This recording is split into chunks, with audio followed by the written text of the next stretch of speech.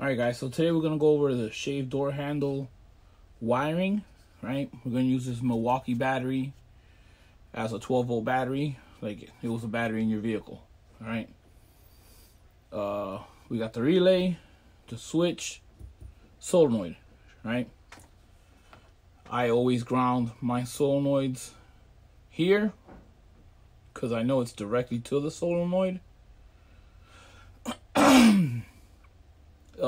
This goes to positive, right? So just remember that on the solenoid, the prong in the back goes to positive, and then the ground is actually the case of the solenoid, right? So on the relay side, we have 87, 86, 30, 85. If you have a 5-prong relay, don't use the middle one, right? But it still goes 87, 86, 30, 85. 87 goes straight to the solenoid. 86 and 30 bridge. That's what I have here. They're bridged. And then from 86, it goes to power, to 12 volts.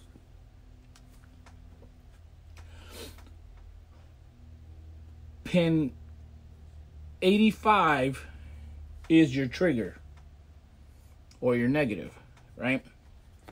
So, because this is the battery, the case of the solenoid is grounded to the body of the vehicle, which would be the battery, right?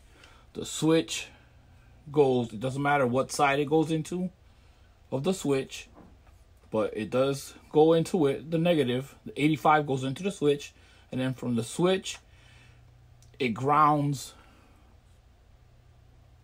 to the body of the vehicle.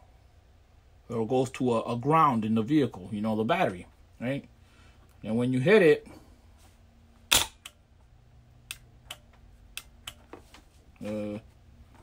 see, these things are so powerful that it jumped off it. That's the spark you guys saw. Like, these solenoids are strong.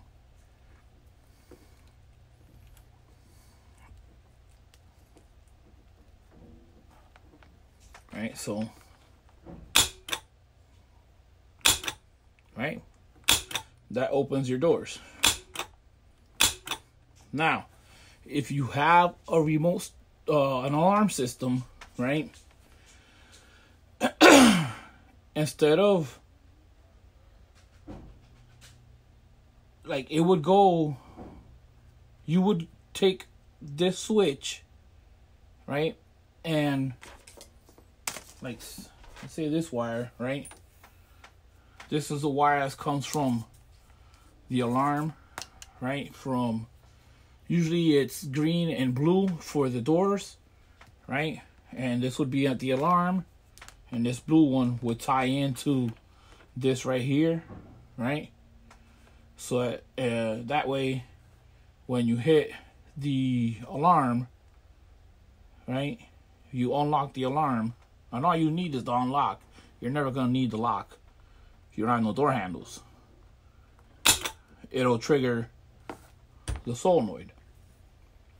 I would put a diode with the stripe facing towards the alarm.